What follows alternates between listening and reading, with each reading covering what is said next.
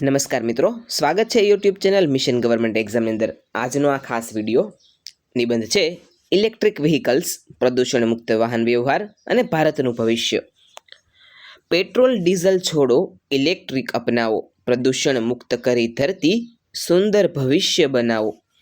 આધુનિક યુગના વિજ્ઞાન અને ટેકનોલોજીએ માનવ જીવનની ગતિ અને દિશા બંને બદલી નાખ્યા છે. આજે પરિવહન એ માનવ સંસ્કૃતિ અને વિકાસની ધમની સમાન બની ગયું છે. સવારથી સાંજ સુધી માનવીને પોતાના રોજિંદા કાર્યો, નોકરી ધંધા અને મુસાફરી માટે કોઈને કોઈ વાહનની જરૂર પડે જ છે. પરંતુ આ આધુનિક સુવિધા અને ગતિશીલતાની પાછળ કુદરતે એક બહુ મોટી કિંમત ચૂકવવી પડી રહી છે. પરંપરાગત વાહનોમાં વપરાતા પેટ્રોલ, ડીઝલ અને ગેસ જેવા અશ્મિભૂત ઇંધણો આજે વૈશ્વિક સ્તરે પર્યાવરણના વિનાશનું મુખ્ય કારણ બની રહ્યા છે. ગ્લોબલ વોર્મિંગ, ગ્રીનહાઉસ અસરો, હવાનું ભયાનક પ્રદૂષણ અને માનવ સ્વાસ્થ્ય પર થતી જીવલેણ અસરોએ સમગ્ર માનવજાતને ચિંતામાં મૂકી દીધી છે.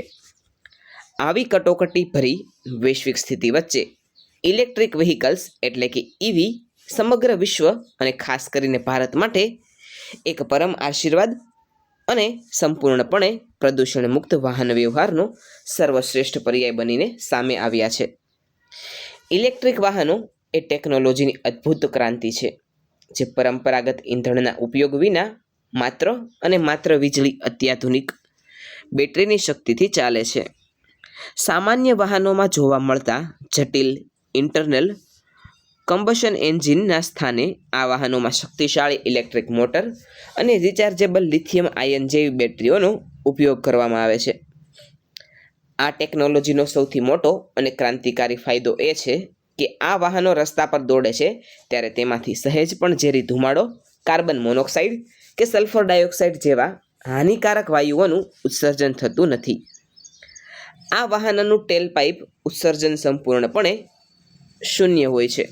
આ ઉપરાંત પરંપરાગત ખટખટ અવાજ કરતા વાહનોની સરખામણીમાં ઇલેક્ટ્રિક વાહનો એકદમ શાંત હોય છે, જેના કારણે મહાનગરોમાં માથાનો દુખાવો બનેલા ધ્વનિ પ્રદૂષણમાં પણ અભૂતપૂર્વ ઘટાડો થાય છે. આમ વાયુ અને ધ્વનિ એમ બંને પ્રદૂષણોને એકસાથે ડામીને પ્રકૃતિના સંતુલનને પુનઃ સ્થાપિત કરવામાં ઇલેક્ટ્રિક વાહનોનો પાયાનો પથ્થર સાબિત થઈ રહ્યા છે. ધુમાડો નહીં, અવાજ નહીં, સ્વચ્છ હવા આપશે ઇલેક્ટ્રિક વાહનો જ હવે પ્રકૃતિને બચાવશે. ભારત દેશ માટે ઇલેક્ટ્રિક વાહનોનું આગમન અને તેનું ભવિષ્ય અત્યંત મહત્વપૂર્ણ તેમજ પરિવર્તનકારી છે. ભારત એ વિશ્વની સૌથી મોટી, ઝડપથી વિકસતી અર્થવ્યવસ્થાઓમાંની એક છે અને વસ્તીની દ્રષ્ટિએ પણ અગ્રેસર છે. ભારતના દિલ્હી, મુંબઈ, કોલકાતા અને અમદાવાદ જેવા મેગા સિટીઝ આજે વિશ્વના સૌથી વધુ પ્રદૂષિત શહેરોની યાદીમાં સ્થાન પામ્યા છે, જ્યાં શ્વાસ લેવો પણ કઠિન બની ગયો છે. આ પ્રદૂષણ પાછળ રસ્તાઓ પર સતત વધતી વાહનોની સંખ્યા જવાબદાર છે. બીજી બાજુ ભારત પોતાની તેલની જરૂરિયાતો પૂરી કરવા માટે લગભગ 80થી 85% ક્રૂડ ઓઇલ બહારના અખાતી દેશોમાંથી આયાત કરે છે. આના કારણે દર વર્ષે અબજો ડોલરનું વિદેશી હુંડિયામણ દેશની બહાર ચાલ્યું જાય છે, જે દેશના આર્થિક વિકાસને રૂંધે છે અને દેશના સામાન્ય નાગરિકો પર મોંઘવારીનો માર વધારે છે.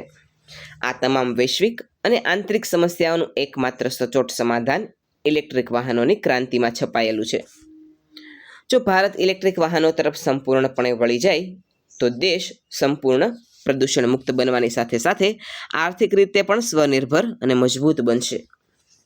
ભારત સરકાર પણ આ પરિવર્તનની ગંભીરતાને બહુ સારી રીતે સમજી ચૂકી છે અને તેથી જ દેશમાં ઈવી ક્રાંતિને વેગ આપવા માટે અનેક પ્રશંસનીય અને મજબૂત પગલાં લેવામાં આવ્યા છે. કેન્દ્ર સરકાર દ્વારા શરૂ કરાયેલી FAME, faster adoption and manufacturing of electric vehicles યોજના હેઠળ ઇલેક્ટ્રિક વાહનોની ખરીદી પર ગ્રાહકોને મોટી સબસિડી આપવામાં આવી રહી છે. આ ઉપરાંત વિવિધ રાજ્યોની સરકારો પણ પોતાની રીતે ઈવી પ્રોત્સાહન નીતિઓ અમલમાં લાવી રહી છે, જેમાં રોડ ટેક્સની માફી, રજિસ્ટ્રેશન ચાર્જમાં મોટી છુટકારો અને આવકવેરામાં રાહતોનો સમાવેશ થાય છે. આ પ્રોત્સાહક નીતિઓનું જ પરિણામ છે કે આજે ભારતીય બજારમાં ઇલેક્ટ્રિક વાહનો પ્રત્યે જનતાનો દૃષ્ટિકોણ ખૂબ ઝડપથી બદલાયો છે. દેશમાં ઇલેક્ટ્રિક 2 વ્હીલર્સ અને 3 વ્હીલર્સની માંગમાં પૂરપૂર ઝડપે વધારો આવ્યો છે અને લાખોની સંખ્યામાં આ વાહનો ભારતના રસ્તાઓ પર દોડવા લાગ્યા છે. સામાન્ય લોકોની સાથે સાથે જાહેર પરિવહન ક્ષેત્રે પણ મોટી ક્રાંતિ થઈ રહી છે. દેશના અનેક મોટા શહેરોમાં પ્રદૂષણ ફેલાવતી જૂની બસોને હટાવીને અત્યાધુનિક ઇલેક્ટ્રિક બસો દોડાવવાનું શરૂ કરી દેવામાં આવ્યું છે. આર્થિક દૃષ્ટિકોણથી મૂલ્યાંકન કરીએ તો ઇલેક્ટ્રિક વાહનો સામાન્ય મધ્યમવર્ગીય પરિવાર અને ગ્રાહકો માટે લાંબા ગાળે અત્યંત ફાયદાકારક અને ખિસ્સાને પરવડે તેવા સાબિત થાય છે. પેટ્રોલ અને ડીઝલના ભાવો જે રીતે સતત આસમાને પહોંચી રહ્યા છે તેની સામે વીજળીથી ચાલતા વાહનો ચલાવવાનો પ્રતિ કિલોમીટરનો ખર્ચ ખૂબ જ નહિવત આવે છે. એક સામાન્ય પેટ્રોલ બાઇક ચલાવવાનો ખર્ચ દર કિલોમીટરે 2 થી 3 રૂપિયા થતો હોય ત્યારે ઇલેક્ટ્રિક સ્કૂટર માત્ર 40 થી 50 પૈસાના નજીવા ખર્ચમાં 1 કિલોમીટરનું અંતર કાપી શકે છે. વળી પરંપરાગત વાહનોમાં સેંકડો ફરતા ભાગો, પિસ્ટન, એન્જિન ઓઇલ, ફિલ્ટર્સ હોય છે જેને વારંવાર બદલવા પડે છે અને સર્વિસિંગ પાછળ મોટો ખર્ચ થાય છે. તેની સામે ઇલેક્ટ્રિક વાહનોની આંતરિક રચના એકદમ સરળ હોવાથી તેમાં મેન્ટેનન્સ અને જાળવણીનો ખર્ચ પણ નહિવત જેવો થઈ જાય છે. ગ્રાહકો માટે આ આર્થિક બચત ઈવી તરફ વળવાનું સૌથી મોટું અને આકર્ષણ કારણ બની રહ્યું છે. પૈસાની બચત, પર્યાવરણની રક્ષા, ઇલેક્ટ્રિક વાહનો જ છે ઉત્તમ અપેક્ષા. પરંતુ કોઈ પણ નવી ટેકનોલોજી જેમ ભારતમાં ઇલેક્ટ્રિક વાહનોના વ્યાપક સ્વીકારની સફરમાં હજુ પણ કેટલાક પડકારો અને અવરોધો ઊભા છે જેને પાર કરવા અનિવાર્ય છે. સૌથી મોટો પડકાર સાર્વજનિક સ્થળો, હાઈવે અને રહેણાંક વિસ્તારોમાં પૂરતા પ્રમાણમાં ચાર્જિંગ સ્ટેશનોના ઇન્ફ્રાસ્ટ્રક્ચરનો અભાવ છે. ગ્રાહકોમાં હજુ પણ રેન્જ એન્ઝાઇટી એટલે કે મુસાફરી દરમિયાન બેટરી ખતમ થઈ જશે તો વાહન ક્યાં ચાર્જ કરવું તેનો ડર સતાવે છે. આ ઉપરાંત પરંપરાગત વાહનોની સરખામણીમાં ઇલેક્ટ્રિક વાહનોની શરૂઆતની ખરીદી કિંમત બેટરીના ઊંચા ખર્ચને કારણે થોડી વધારે હોય છે. જોકે ભારતીય ઓટોમોબાઈલ ઉદ્યોગો, દિગ્ગજ કંપનીઓ અને દેશના ઉર્જાવાન સ્ટાર્ટઅપ્સ આ પડકારોનો સામનો કરવા માટે દિવસ રાત યુદ્ધના ધોરણે કામ કરી રહ્યા છે. દેશભરમાં ચાર્જિંગ સ્ટેશનોનું વિશાળ નેટવર્ક ઊભું કરવામાં આવી રહ્યું છે. એટલું જ નહીં, આ ચાર્જિંગ સ્ટેશનોને પણ સોલાર એનર્જી સાથે જોડીને વધુ ગ્રીન બનાવવામાં આવી રહ્યા છે જેથી વીજળીનું ઉત્પાદન પણ પ્રદૂષણ મુક્ત બને. દેશમાં જ બેટરીઓનું ઉત્પાદન વધારવા માટે પ્લાન્ટ્સ સ્થપાઈ રહ્યા છે જેથી ભવિષ્યમાં ઈવીની કિંમતો સામાન્ય માણસના બજેટમાં આવી જશે.